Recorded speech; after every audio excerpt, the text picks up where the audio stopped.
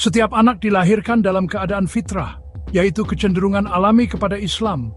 Kemudian orang tuanya lah yang menjadikannya Yahudi, Nasrani, atau Majusi. Perkataan Abdullah bin Mas'ud ini menggarisbawahi betapa besar tanggung jawab orang tua sebagai pendidik pertama dan paling berpengaruh dalam kehidupan seorang anak. Saat ini kita hidup di dunia yang penuh dengan informasi.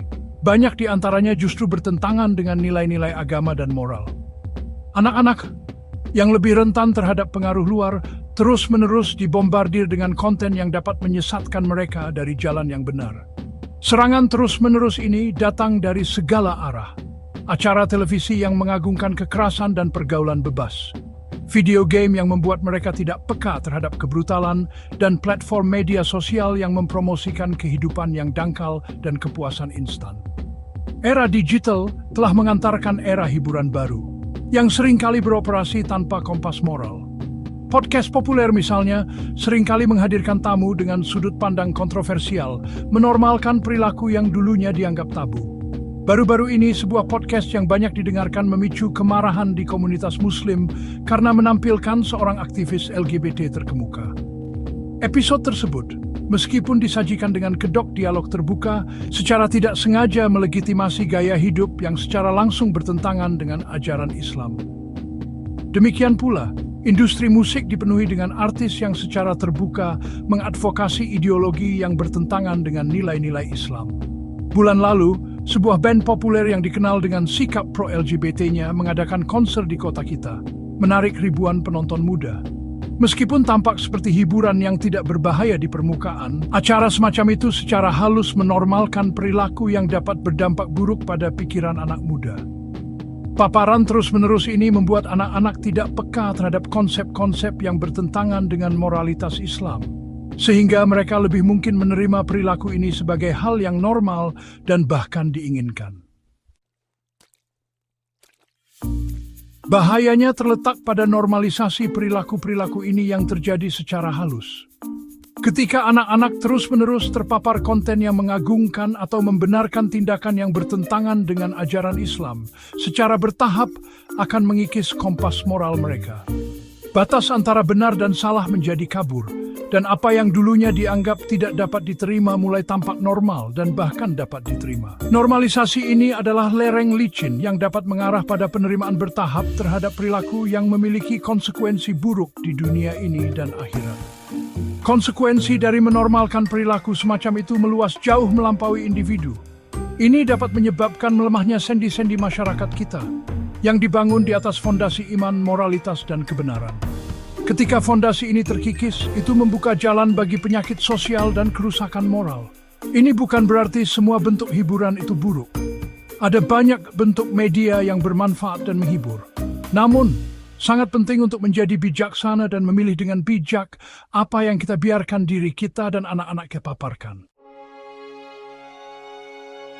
Sejarah penuh dengan contoh peradaban yang runtuh karena kerusakan moral. Al-Quran sendiri berfungsi sebagai pengingat keras akan konsekuensi menyimpang dari jalan kebenaran. Kisah Nabi Lut dan kehancuran kaumnya, kaum Sodom dan Gomora, berfungsi sebagai pengingat yang kuat akan azab ilahi yang menimpa mereka yang menuruti perilaku tidak bermoral dan menolak pesan para nabi Allah. Nasib mereka menjadi pelajaran abadi, peringatan keras terhadap normalisasi dan penerimaan perilaku yang bertentangan dengan tatanan alam yang ditetapkan oleh Allah. Al-Quran dalam kebijaksanaannya yang tak terbatas menceritakan kisah-kisah ini bukan untuk menakut-nakuti, tetapi untuk mendidik, untuk menunjukkan bahwa penyimpangan dari jalan yang lurus pasti mengarah pada kehancuran. Dengan mempelajari kejatuhan bangsa-bangsa masa lalu, kita belajar bahwa kerusakan moral bukanlah perkara sepele. Itu adalah ancaman eksistensial yang dapat menyebabkan kejatuhan individu, komunitas, dan bahkan seluruh peradaban. Narasi sejarah ini bukan sekadar cerita. Itu adalah pelajaran yang terukir dalam sejarah. Mendesak kita untuk merenung, untuk belajar dari kesalahan orang-orang yang datang sebelumnya, dan untuk berjuang menuju kebenaran dalam semua aspek kehidupan kita. Di dunia yang terhubung secara hiper ini, melindungi kepolosan dan menjaga iman anak-anak kita seperti menavigasi ladang ranjau. Tanggung jawab jatuh sepenuhnya di pundak orang tua yang bertugas menjadi pelindung utama kompas moral anak-anak mereka. Perwalian ini dimulai dengan kesadaran. Orang tua harus menyadari konten yang diakses anak-anak mereka, baik online maupun offline. Komunikasi terbuka sangat penting. Membina lingkungan di mana anak-anak merasa nyaman mendiskusikan pengalaman online mereka, konten yang mereka temui, dan pertanyaan atau kebingungan apapun yang mungkin mereka miliki, sangatlah penting. Lebih dari sekadar memantau, ini tentang menyediakan alternatif yang sehat. Dorong kegiatan yang memelihara pertumbuhan spiritual dan moral mereka. Terlibat dalam diskusi keluarga secara teratur tentang nilai-nilai Islam dan bagaimana penerapannya dalam situasi kehidupan nyata, termasuk media yang mereka konsumsi. Ingatlah, anak-anak kita dititipkan kepada kita oleh Allah, dan kita akan dimintai pertanggungjawaban atas bagaimana kita membimbing dan melindungi mereka. Marilah kita berusaha untuk menjadi orang tua yang akan bangga menghadap Sang Pencipta.